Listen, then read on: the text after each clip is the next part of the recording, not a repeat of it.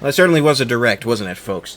It went about as well as I expected it to. I don't think it was great, but I also don't think it was terrible.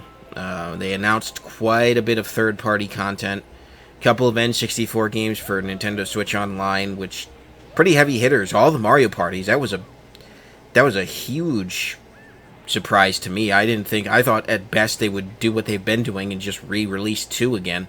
But no, 1, 2, and 3 are all going to be on there. And a couple other staples like Excitebike 64 and GoldenEye 64, which was a real surprise. So some real heavy hitters in the N64. Although I know some people weren't terrifically impressed by the selection and how they're sort of drip feeding them out, but it is what it is. Then they announced plenty of JRPGs. I'm very excited, actually, to see all this JRPG support coming to the Switch. I think it's a perfect console for JRPGs, to be honest. It's that hybrid handheld. I think it's really good because you can use your TV and the handheld mode and just keep your JRPG adventure going wherever, you know? It's kind of like how the PSP had a lot of JRPGs. It's kind of continuing that trend. Square Enix is really getting behind it, and as a result, so are their competitors. So, really nice to see. One of the ones that stood out was the Tales of Symphonia remaster. I have the Tales of Symphonia, what is it, the trilogy? Are there 3 games or 2 games? I think it's 2 games that are re-released on the PS3. And that was my first Tales series game that I bought, and I never beat it. But I was really looking forward to playing it more in depth, and I kept saying to myself, if it comes on Switch, I'll probably get it on there and just play it, because my PS3 is sitting on a shelf collecting dust. It hasn't been plugged in forever. It's PS3 Slim, and it barely takes up any, it takes up quite a bit of space, actually. Not barely any space, even though it's a Slim. And my Xbox One, I've got the original Xbox One, which takes up most of the shelf on what I have for my setup, so most of my gaming on TV console takes place on my Xbox One, and so I haven't had an opportunity to play some of the games I have on my PS3 again, but maybe someday I'll plug it back in and see what's what. But that is very good to see that now people are going to be able to have the option to play this Tales game. This is considered one of the best from what I understand, and that's one of the reasons why I bought it. And I was a bit taken aback by the combat in it. It was my first time playing that type of game, so I wasn't quite sure what to make of it. But over time, I thought it was really, really good. I like the sort of system that it goes in. It keeps a turn-based style encounter, but yet it's more of a hack and slash type combat situation whenever you get into one, so it's really neat. It's really neat. And then they dropped that Bravely Default is getting a sequel. Or not Bravely Default, oh my gosh. Octopath Traveler. My mistake. They use the exact same font, so can you really blame me? And I was also looking at Bravely Default 2 on the Nintendo eShop earlier, so that's fresh on my mind. But, yeah, Octopath Traveler is getting a sequel, and it looks to be twice the size of the original. More characters to play as with more in-depth stories. It looks really, really good. And I haven't even gotten the first one. I only have it on Game Pass on my Xbox, and I haven't sunk that much time into it because it's such a massive game.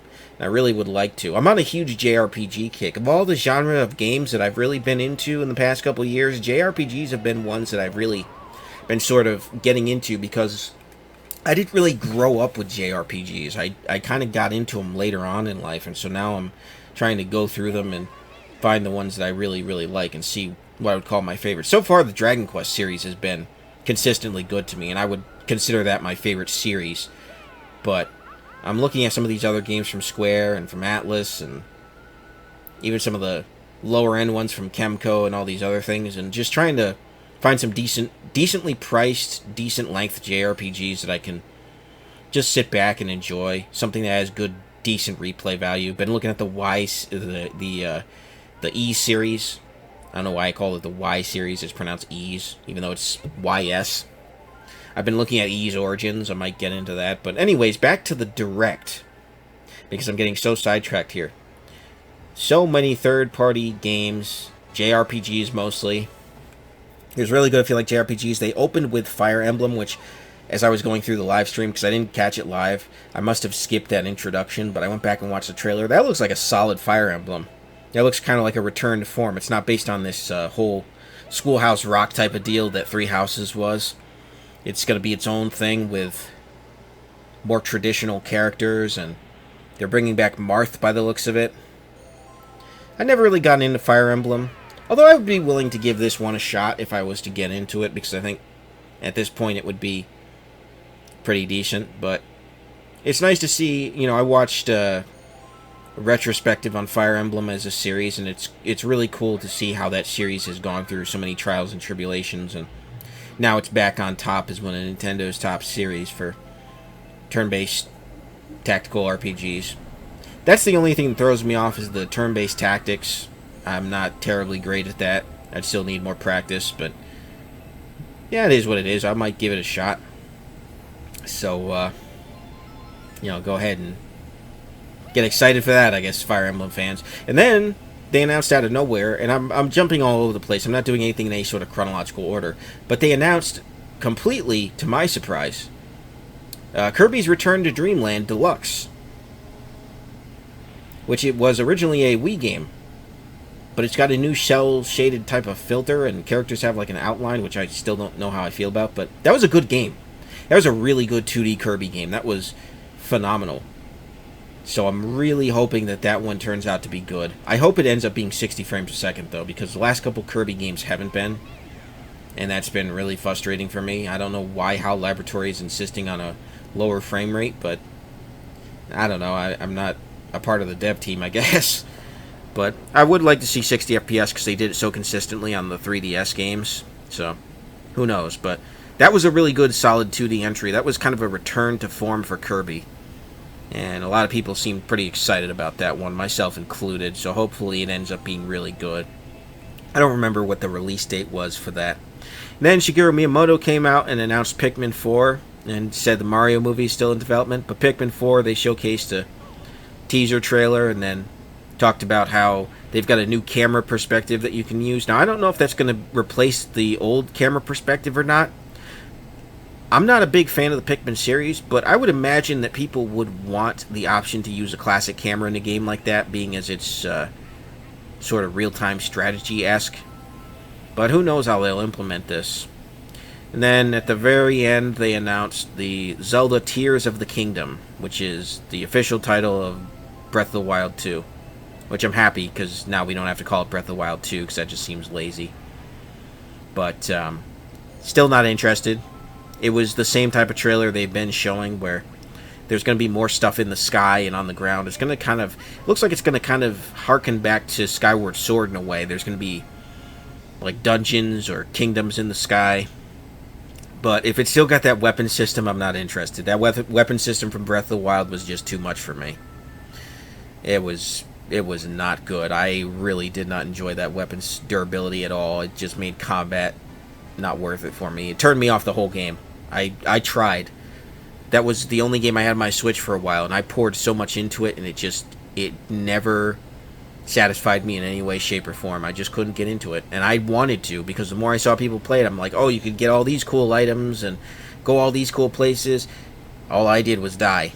All I did in that game was just die repeatedly, and it just got old, and I just quit. So I don't get the praise behind that game whatsoever. It just doesn't feel like Zelda to me. Feels like too radical of a departure, too much different at once. I think if they had drip-fed some of those concepts and refined them, they would have been better, but again, it's just my opinion. I don't expect anybody to be in 100% agreement with me on this, but I'm just not excited for it. But I am happy for the people who are excited for it, because it's shaping up to be a lot of what the last game was, but it looks like there's going to be a lot of new there as well. So, hopefully this new entry brings enough new to satisfy people and actually tweak some of the actual issues in Breath of the Wild that some of us had. Because if they can do something about this weapon durability, I might consider it. I honestly might consider it, but if they don't, it's off the table for me. And I'm going in assuming that that's just what they're going to do. They haven't shown anything with gameplay-wise, so I'm going to play it by ear and see. Maybe they'll do a direct on it. Who knows? Maybe come next year they'll do a direct showing not only that, but other Zelda projects like side games. Hopefully there's another 2D entry, because I'm craving one of those real bad, let me tell you. You know, Link's Awakening was a nice teaser, but I would like to see Oracle of Seasons and Ages, or heck, I'd love to see the first Legend of Zelda remade in a 2.5D style. I think that'd be fantastic, but I mean, who knows if that would ever happen. I don't really know, but you know, just dreaming. But it went about as I expected as an overall direct. The one thing that disappointed me was, and it's not something I'm even going to buy, but the Resident Evil remakes are being put on the Switch, but it's more cloud gaming nonsense. I don't understand why these companies are so insistent on putting these games on the cloud. I know that's probably the easiest way for the system to be able to handle it, but I'm just... they want full retail for something you don't actually own. As soon as an online service goes away, that game goes away. And I am so tired of that. I will not spend $60 on a game that I don't own digitally or physically. End of story. I will not pay a full $60 or even $70 in the case of PS5 and Xbox Series XS. I won't pay full retail for a game that I don't own. It's ridiculous on any platform. So, I don't know. It's just... the Kingdom Hearts games completely failed. I mean, I see them on sale all the time. It's like they can hardly sell them. And it's a shame, because those games really deserve to be on Switch. But no, they couldn't make it work. Oh well. But anyways, those are my thoughts on the Direct. What are yours, if you managed to watch it? And I will see you guys in the next video. God bless. Have a good one. Peace.